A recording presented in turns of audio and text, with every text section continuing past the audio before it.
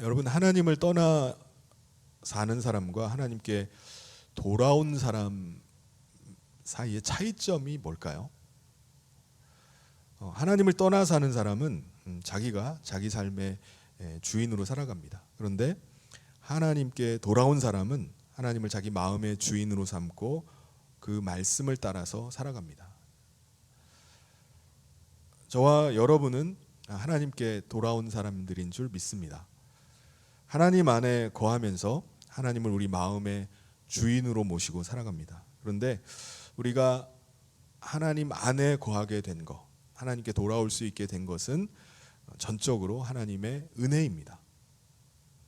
여러분, 우리가 이 은혜를 공짜로 거저 받게 됐지만은 이 은혜는 결코 그냥 이루어진 것이 아닙니다. 우리가 하나님 안에 거하기 위해서 어떻게 해야 되죠? 우리 자신의 탐욕과 욕망이 죽어야 됩니다. 그래야지 가능해요. 우리 마음 안에 탐욕과 욕망으로 가득 차 있으면 우리 마음 안에 어떻게 하나님을 모실 수 있겠습니까?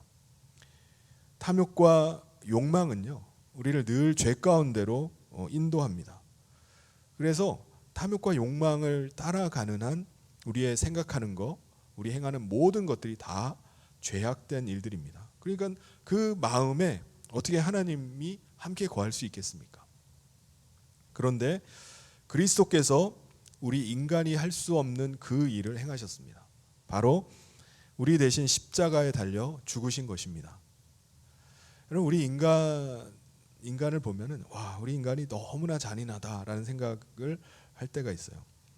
인간이 다른 인간을 고문하고 죽이는 걸 보면 정말 끔찍합니다. 교수형이나 길로틴, 단두대는 보기는 좀 잔혹해 보여도 목숨을 빨리 끊어버립니다. 목숨이 끊어지면은 신경도 죽기 때문에 고통을 느낄 새도 없이 이제 끝이 나버립니다. 그런데 인간을 최대한 천천히 죽게 해서 오랫동안 고통을 느끼면서 죽게 하는 형벌들이 있습니다. 그런 걸 보면은 인간이 어떻게 이렇게 잔인할 수 있나라는 생각을 하게 되지만 고통스럽게 죽이는 이유가 있습니다. 왜냐하면은 죄인을 최대한 오랫동안 고통을 당하면서 죽게 해서 그것을 지켜보는 사람들로 하여금 너무 끔찍해가지고 도저히 그 죄를 지을 생각을 하지 못하도록 하기 위해서입니다. 그러니까 반역을 꿈도 꾸지 못하게 하는 거예요. 흉악한 죄를 지을 생각도 하지 못하게 만드는 겁니다. 그런 형벌들 중에 최고의 형벌은 로마 제국 시대에 주로 행해졌던 십자가형입니다. 십자가형은 시대를 막론하고 가장 잔혹한 형벌이라고 할 수 있습니다. 그래서 로마 제국 하에서 로마 시민에게는 그 형벌을 행하지 않고 식민지의 노예 반란자나 흉악범이나 반역자에게만 그 형벌을 행했다고 합니다. 로마법상 십자가형은 채찍질과 함께 행해졌습니다. 그러니까 죄수를 십자가형에 처하기 전에 채찍질을 가하는 거예요. 그런데 그 채찍질 하나로 죄수의 살가죽이 벗겨지고 근육이 다 찢어져가지고 너덜거리고 피투성이가 돼버립니다. 그러면은 죄수의 고통은 배가가 되고 보는 사람으로 하여금 공포가 극대화되게 만드는 거예요. 그리고 십자가에 매달아 놓고 서서히 죽어가게 만듭니다. 뜨거운 태양 아래 길게는 며칠 동안 매달려서 죽어가는데 목이 타들어가는 고통을 느끼게 되는 거예요. 몸무게에 의해서 몸이 아래로 처지면서 신경들이 끊어지는 고통을 죽을 때까지 느끼다가 죽는 것입니다. 예수님은 우리의 죄값을 치르시기 위해 우리 대신 수치와 조롱과 고난을 당하셨습니다. 채찍에 맞으시고 십자가 위에서 정말 감당할 수 없는 그 고통을 당하시다가 죽으신 것입니다. 사도 베드로는 예수님께서 고난당하시고 죽으시는 것을 직접 보았습니다. 그런데 예수님의 그 죽으심이 자신을 대신해서 죽으신 죽으심임을 뒤늦게야 깨닫게 됩니다. 베드로는 대속의 은혜를 믿고 난 이후에 그의 옛사람은 그리스도와 함께 죽은 자로 살게 됐습니다. 그리고 베드로 자신 안에 임하신 성령님을 통해서 그리스도를 모시고 그리스도와 함께 사는 삶을 살게 된 것입니다. 베드로는 성령님을 통해서 말씀하고 계시는 그리스도의 음성을 듣고 믿음으로 그 음성에 순종하면서 사는 삶을 살았습니다. 그때부터 베드로의 삶은 어떻게 되죠? 자기 자신이 주장하는 삶이 아니라 그리스도께서 주장하시는 삶, 인도하시는 삶을 살게 된 것입니다. 특별히 부활하신 예수님께서 그에게 나타나셔서 부탁하신 것이 있습니다. 예수님은 베드로에게 내 양을 먹이고 내 양을 돌봐달라고 말씀을 하셨습니다. 요한복음 21장에 그 말씀이 나오는데요. 그들이 조반 먹은 후에 예수께서 시몬 베드로에게 이르시되 요한의 아들 시몬아 내가 이 사람들보다 나를 더 사랑하느냐. 이르되 주님 그러하나이다. 내가 주님을 사랑하는 줄 주님이 아십니다. 주님께서 3번을 계속 똑같은 질문을 하십니다. 3번째 내가 주님을 사랑하는 줄 주님이 아시지 않습니까? 그러니까 예수님께서 내 양을 먹이라고 말씀하십니다. 사도 베드로는 예수님께서 부탁하신 내 양을 먹이고 돌보는데 자기 자신의 남은 생애를 드리게 됩니다. 심지어 사도 베드로는요, 그 사명을 위해서 로마까지 가게 돼요. 그래서 로마에서 이방인들에게 그리스도의 복음을 전하고 이방인 성도들을 돌보았습니다. 그런데 AD 64년에 네로 황제에 의해서 기독교인에 대한 극심한 박해가 시작이 됩니다. 그때 로마에 있었던 사도 베드로는요, 체포가 되어서 십자가에 거꾸로 매달려서 순교를 당하고 맙니다. 베드로 사도는요, 네로 황제의 박해가 시작되기 직전에 소아시아에 흩어져 있던 성도들에게, 믿음을 지키며 있던 성도들에게 편지를 보내서 권면을 합니다. 그 권면의 편지가 우리가 읽은 이 베드로 전서 말씀입니다. 베드로는 이 서신에서 자신의 마지막이 가까움을 직감하고 있는 것처럼 그리스도께서 자신에게 마지막으로 부탁하셨던 하나님의 양떼를 먹이고 치는 일을 장로들에게 부탁을 합니다. 1절 말씀을 우리 같이 한번 읽어보도록 하겠습니다. 시작. 너희 중 장로들에게 권하노니 나는 함께 장로된 자요 그리스도의 고난의 증인이요 나타날 영광에 참여할 자니라. 여기서 장로들이라고 말하는 장로들이 누구죠? 교회의 목회자들을 말합니다. 목회자들은 어떤 사람입니까? 사도 베드로가 말하고 있는 것처럼 그들은 나와 같이 그리스도의 고난의 증인이고 장차 나타날 영광에 참여할 사람들입니다. 여러분이 예수님의 양떼를 혹시 맡고 계십니까? 여러분이 목자이거나 교사입니까? 그렇다면은 그리스도께서 당하신 고난을 통해 여러분의 옛사람이 죽고 그리스도의 새 생명으로 거듭나는 경험을 해야 됩니다. 그리고 하늘로 승천하신 그리스도께서 다시 강림하실 때 영광 가운데 들림받을 것을 믿고 소망을 해야 됩니다. 그 사람이 예수님의 양떼를 맡을 자격이 있는 사람입니다. 그런데 예수님은 왜 우리 인간을 양에다가 이렇게 비유하실까요? 첫째, 양은요 자기 스스로 길을 찾지를 못해서 늘 목자의 인도를 받아야 되는 동물입니다. 인간도 양과 같아요. 목자이신 그리스도의 인도하심을 받아야 살 수가 있습니다. 양이 목자의 음성을 들어야 살 수 있듯이 우리 인간도 그리스도의 말씀을 들어야 살 수 있기 때문에 양에다 비유해서 말씀하시는 겁니다. 마태복음 9장 36절에 무리를 보시고 불쌍히 여기시니 이는 그들이 목자 없는 양같이 고생하며 기진함이라고 말씀합니다. 요한복음 10장 27절에도 내 양은 내 음성을 들으며 나는 그들을 알며 그들은 나를 따른다고 말씀했습니다. 두 번째 이유는요, 양은 목자에게 있어서 가장 소중한 존재이기 때문입니다. 목자는요 잃어버린 양 한 마리를 찾기 위해서 들판을 온종일 누우면서 찾는다고 말씀해요. 예수님께서 누가복음 15장 4절에 너희 중에 어떤 사람이 양 100마리가 있는데 그 중에 하나를 잃으면 99마리를 들에 두고 그 잃은 것을 찾아내기까지 찾아다니지 않겠느냐. 이게 목자 아니냐라고 말씀을 하십니다. 목자이신 예수님은요 인간을 양과 같이 소중하게 여기십니다. 목자이신 예수님은 자기 양인 인간을 다시 찾으시기 위해서 자기의 목숨까지 내어주셨습니다. 예수님에게 있어서 인간은요, 자기 피를 값주고 사신 정말 귀한 존재입니다. 그래서 양이라고 말씀하시는 거예요. 베드로전서 1장 18절 19절에 너희가 알거니와 너희 조상이 물려준 헛된 행실에서 대속함을 받은 것은 은이나 금같이 없어질 것으로 된 것이 아니요 오직 흠없고 점없는 어린 양 같은 그리스도의 보배로운 피로 된 것이다. 그리스도께서 피로 값을 주고 사신 것입니다. 그렇다면 하나님의 양떼를 어떻게 먹이고 어떻게 돌봐야 되는 거죠? 어떻게 쳐야 됩니까? 양떼를 먹이고 양떼를 치기 위해서는 목자 자신도 그리스도의 인도하심을 받고 그리스도의 말씀을 들어야만 합니다. 우리 안에 그리스도께서 거하시면요, 그리스도는 그냥 가만히 계시질 않으십니다. 잠잠히 계시질 않아요. 그리스도는요, 우리에게 말씀하기 시작하십니다. 그리스도의 말씀이 우리 마음에 떠오르기 시작해요. 생각이 나기 시작합니다. 더군다나 우리가 그리스도의 말씀에 믿음으로 순종해 나가기 시작할 때 그 말씀의 역사가 일어나기 시작합니다. 그때부터 그리스도께서 내 안에 사시는구나, 나와 함께 하시는구나 라는 것이 확신이 들어요. 그리고 그리스도의 말씀을 신뢰하기 시작합니다. 그리고 전적으로 그 말씀 따라서 살려고 합니다.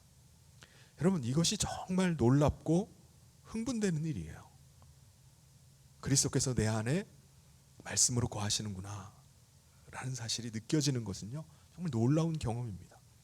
그러므로 장로된 사람, 하나님의 양무리를 치는 사람은 어떻게 해야 되죠? 그리스도의 마음으로 해야 되는 겁니다. 그리스도께서 어떻게 하셨죠? 하나님의 뜻을 따라 자원함으로 육체를 입으시고 이 땅에 임하셨습니다. 그리고 이 땅에 임하신 예수님은요, 자기 자신의 모든 것을 내어주셨어요. 목자된 사람은 그렇게 해야 되는 겁니다. 베드로전서 5장 2절 우리 같이 한번 읽어보도록 하겠습니다. 시작. 너희 중에 있는 하나님의 양무리를 치되 억지로 하지 말고 하나님의 뜻을 따라 자원함으로 하며 더러운 이득을 위하여 하지 말고 기꺼이 하며. 여러분, 과거에 하나님을 떠나 있었을 때 우리는 우리의 탐욕과 욕망이 우리를 늘 주장해서 끌고 다녔습니다. 그런데 이제 하나님 안에 들어온 이후에 우리는 우리를 주장하고 우리를 이끄는 것은 그리스도의 기뻐하시는 뜻입니다. 하나님 아버지의 뜻이에요. 우리는 그 기뻐하시는 뜻을 쫓아가고 그것을 이루고자 하는 것이 우리 삶의 목적이 되었고 우리 삶의 꿈이 된 겁니다. 우리가 가진 것이 없다면 그것을 하나님이 기뻐하시는 뜻을 위해서 우리가 가지고 있는 것을 쓰기를 원하게 되는 거예요. 내가 가지고 있는 것, 그걸 가지고 내가 하나님의 기뻐하시는 뜻을 이루어야 되겠다라는 마음이 우리 가운데 들게 됩니다. 이전에는 어떻죠? 이건 생각도 못해요. 모든 것들은 다 자기 자신만을 위해서 사용해야 될 것들입니다. 시간도 그렇고요. 나의 모든 능력, 내가 가진 모든 것들을 다 나를 위해서만 써야 되는 거예요. 그런데 이제는 기꺼이 남을 위해서 내어주게 되는 것입니다. 왜 그런 거죠? 자기 자신을 다 내어주신 그리스도께서 우리 안에 거하시고 계시기 때문에 그래요. 그래서 우리도 그리스도를 따라서 우리 자신을 내어주고자 하는 것입니다. 그래서 그리스도께서 종으로 섬기셨던 것처럼 이제 우리도 종으로 섬기게 된 것입니다. 우리가 더 갖기를 원하는 이유는 뭐죠? 다른 사람을 더 섬기기 위해서예요. 다른 사람에게 더 베풀기 위해서입니다. 그런데 우리는 우리 자신도 늘 시간에 쫓겨 살잖아요. 가지고 있는 물질이 얼마나 넉넉하겠습니까? 가지고 있는 능력이 얼마나 많겠어요? 늘 부족하고 늘 능력이 없음을 한탄합니다. 그런데 우리가 섬기기를 원하고자 할 때 하나님께서 능력으로 우리를 도우십니다. 우리가 섬기고자 할 때, 헌신하고자 할 때 하나님께서 능력 가운데 역사를 해 나가시는 겁니다. 그래서 감당하는 거예요. 빌립보서 4장 11절부터 13절에 보면 내가 궁핍함으로 말하는 것이 아니니라. 어떠한 형편에든지 나는 자족하기를 배웠노니 나는 비천에 처할 줄도 알고 풍부에 처할 줄도 알아 모든 일 곧 배부름과 배고픔과 풍부와 궁핍에도 처할 줄 아는 일체의 비결을 배웠노니 내게 능력 주시는 자 안에서 내가 모든 것을 할 수 있다라고 고백하는 것입니다. 여러분, 우리가 할 수 없는 그 일들을 할 수 있게 하시는 게 뭐죠? 우리가 섬기고자 할 때, 우리가 베풀고자 할 때 하나님께서 능력으로 그것을 감당하게 하시는 겁니다. 그게 바로 성령의 은사들이에요. 에베소서 4장 11절부터 12절에 보면은 그가 어떤 사람은 사도로, 어떤 사람은 선지자로, 어떤 사람은 복음 전하는 자로, 어떤 사람은 목사와 교사로 삼으셨으니 이는 성도를 온전하게 하여 봉사의 일을 하게 하며 그리스도의 몸을 세우려 함이라고 말씀합니다. 베드로전서 4장 10절부터 11절까지 우리 같이 한번 읽어보겠습니다. 시작. 각각 은사를 받은 대로 하나님의 여러 가지 은혜를 맡은 선한 청지기 같이 서로 봉사하라. 여러분, 우리가 일하고자 할 때, 섬기고자 할 때, 나누고자 할 때, 그때 하나님께서 우리 가운데 감당할 은사를 부어주시는 것입니다. 하나님의 양을 맡은 자는요, 반드시 기억해야 될 것이 있습니다. 그것은 바로 자기 자신도 목자이신 그리스도 앞에서 양으로 살아가는 것입니다. 철저하게 목자의 음성을 듣고 목자의 인도하심을 받으면서 사는 거예요. 그래야지 맡고 있는 양이 그리스도의 음성을 듣고 그리스도를 따라서 사는 것을 배우는 것입니다. 베드로전서 5장 3절을 우리 같이 한번 읽겠습니다. 시작. 맡은 자들에게 주장하는 자세를 하지 말고 양무리의 본이 되라. 여러분, 모든 양들이 다 건강하고 모든 양들이 다 순종적인 것은 아닙니다. 관심과 돌봄이 필요한 양이 있어요. 연약한 양도 있고요, 병든 양도 있습니다. 또 들이받는 양도 있어요. 양을 돌보다가 상처를 받기도 하고 어려움을 당하기도 합니다. 그런데 돌보는 그 모든 과정을 그리스도께서 알고 계세요. 그리스도께 말씀드리고 그리스도의 인도하심을 받아서 섬겨왔기 때문입니다. 그래서 그리스도께서 하시는 겁니다. 맡겨진 양 한 마리 한 마리를 위해서 눈물로 하나님 앞에 호소하고 엎드렸기 때문에 하시는 거예요. 그래서 예수님은 그 목자의 헌신을 알고 계시고 기억하고 계십니다. 그래서 목자장이신 그리스도께서 다시 오실 때 칭찬하시고 영광의 면류관을 씌워주실 수 있는 것입니다. 우리 4절 말씀을 같이 한번 읽겠습니다. 시작. 그리하면 목자장이 나타나실 때 시들지 아니하는 영광의 관을 얻으리라. 여러분이 맡은 양들을 위한 헌신은 결코 헛되지 않습니다. 목자장이신 그리스도를 대신해서 여러분이 그리스도의 손과 발이 되어서 그리스도의 입술이 되어서 감당하시는 그 일을 기뻐하시고 기억하고 계십니다. 그것은 목자장 그리스도께서 강림하실 때 그리스도 앞에서 다 드러나게 될 것입니다. 그렇다면 양인 성도들은 어떻게 해야 되죠? 자신을 맡은 자에게 순종해야 됩니다. 그리스도께서는 양을 맡은 자에게 말씀하고 계시기 때문에 그렇습니다. 그러므로 자신을 맡은 자의 말씀에 순종하는 것은요, 무엇과 같은 거죠? 그리스도의 말씀에 순종하는 것과 같은 거예요. 그런 일이 있기 위해서는, 그렇게 하기 위해서는 서로 겸손한 것이 필요합니다. 맡은 자도 겸손으로 옷을 입어야 되고요, 양도 겸손으로 옷을 입어야 됩니다.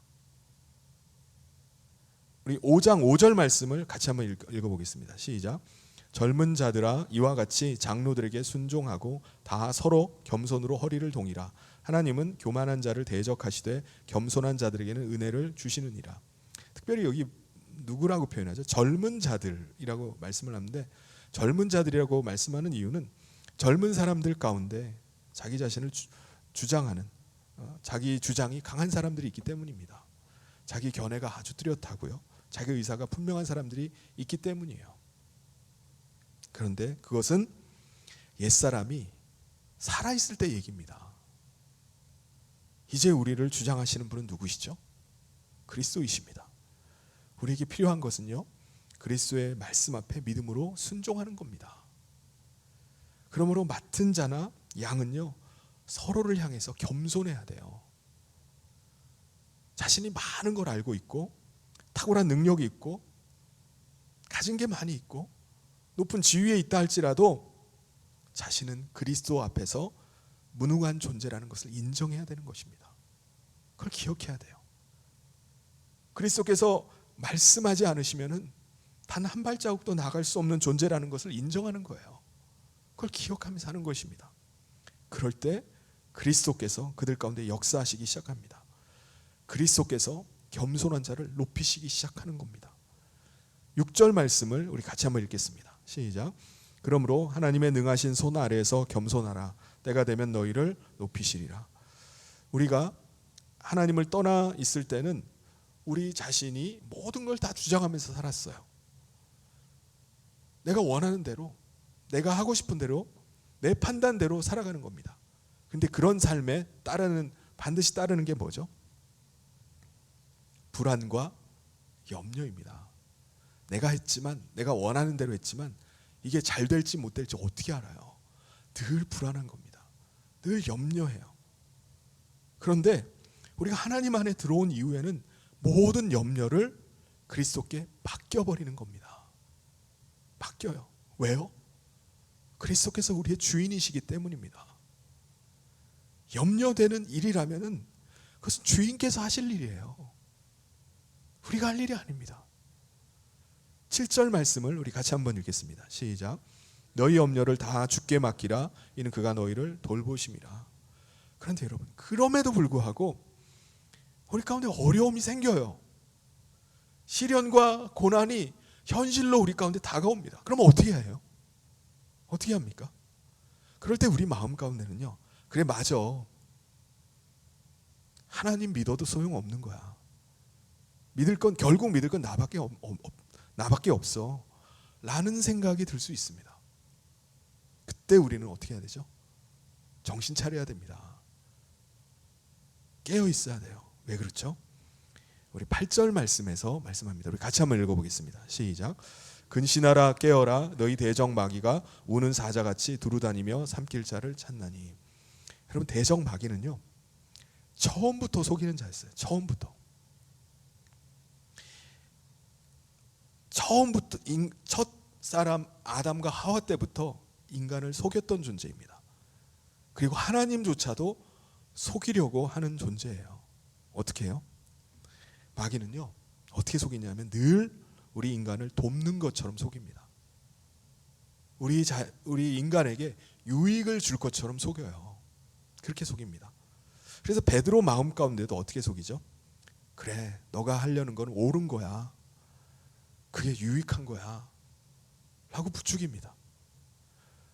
그 생각이 옳다라고 생각하고 그 생각을 쫓았던 데가 있어요, 베드로가. 그런데 결과적으로 어떻게 됐죠? 그것은 마귀가 주는 생각이었습니다. 예수님께서 이렇게 말씀하셨습니다. 우리 마태복음 16장 23절을 같이 한번 읽겠습니다. 시작. 예수께서 돌이키시며 베드로에게 이르시되 사탄아 내 뒤로 물러가라. 너는 나를 넘어지게 하는 자로다. 내가 하나님의 일을 생각하지 아니하고 도리어 사람의 일을 생각하는도다. 그래서 베드로가 권면하는 거예요. 여러분, 우리가 정말 정신을 차리고 깨어있지 않으면요, 사탄에게 속을 수 있습니다. 염려와 두려움에 사로잡혀서 살 수 있습니다. 그래서 이것을 권면을 합니다. 여러분, 특별히 현실적으로 고난이 우리 가운데 닥치고 어려운 일들이 계속 생기게 되면은 사탄이 주는 생각이 슬금슬금 우리 마음 가운데 떠올라요. 자신이 양이고 그리스도께서 목자라는 사실을 잊어버리는 거예요. 그래서 목자 믿을 만한 거야?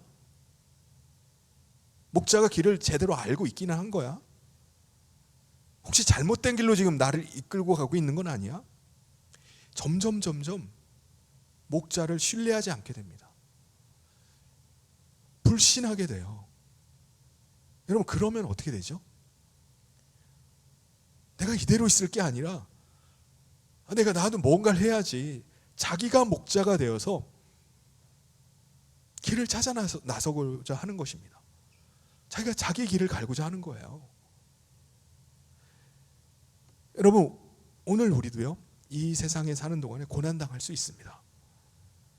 두려움이 몰려와서 우리를 사로잡을 수 있어요. 우리가 어떻게 해야 될지 모를 때가 있습니다. 그런데 우리는 우리 자신이 하나님 안에 있다는 사실을 결코 놓쳐서는 안 됩니다. 우리를 인도하시고 돌보시는 분이 그리스도라는 사실을 놓쳐서는 안 돼요. 여러분, 이 믿음 가운데 결코 흔들려서는 안 됩니다. 우리는 사망의 음침한 골짜기로 계속 내려가서 완전히 끝도 없이 바닥까지 떨어질 수도 있어요. 그런데 다윗처럼 목자의 음성을 듣고 목자의 인도를 믿고 그때도 우리는 따라가는 겁니다. 우리 시편 23편 4절 말씀을 같이 한번 읽겠습니다. 시작. 내가 사망의 음침한 골짜기를 다닐지라도 해를 두려워하지 않을 것은 주께서 나와 함께 하심이라. 주의 지팡이와 막대기가 나를 안위하시나이다. 사랑하는 성도 여러분, 믿음 안에 굳게 서서 마귀를 대적하시길 바랍니다. 9절 말씀에 너희는 믿음을 굳건하게 하여 그를 대적하라. 이는 세상에 있는 너희 형제들도 동일한 고난을 당하는 줄을 알미라. 그럼 하나님께서 오늘 우리 가운데도 고난을 허락하시는 이유가 뭡니까? 고난을 통해서 우리를 연단하시는 이유가 뭡니까? 고난이 우리를 더 믿음 가운데 정결하게 하기 때문입니다. 고난이 우리를 믿음 가운데 더 강하게 하기 때문입니다. 우리 10절 말씀을 같이 한번 읽어보겠습니다. 시작. 모든 은혜의 하나님 곧 그리스도 안에서 너희를 부르사 자기의 영원한 영광에 들어가게 하시니가 잠깐 고난을 당한 너희를 친히 온전하게 하시며 굳건하게 하시며 강하게 하시며 더를 견고하게 하시리라. 사랑하는 성도 여러분, 베드로도 자기에게 닥칠 고난이 있음을 직감하고 있었어요. 그런데 그는 고난이라 할지라도 두려워하지 않았습니다. 왜 그렇죠? 베드로는 자기 육체는 그리스도와 함께 이미 죽었기 때문입니다. 나는 이미 죽었다는 사실을 믿었기 때문이에요. 이제 베드로 자신 안에 사시는 분은 그리스도이십니다. 베드로는 그리스도의 생명으로 삶을 믿음으로 살아가는 것입니다. 우리 사도 바울의 믿음의 고백을 같이 한번 읽어보겠습니다. 갈라디아 2장 20절 말씀 같이 한번 읽겠습니다. 시작.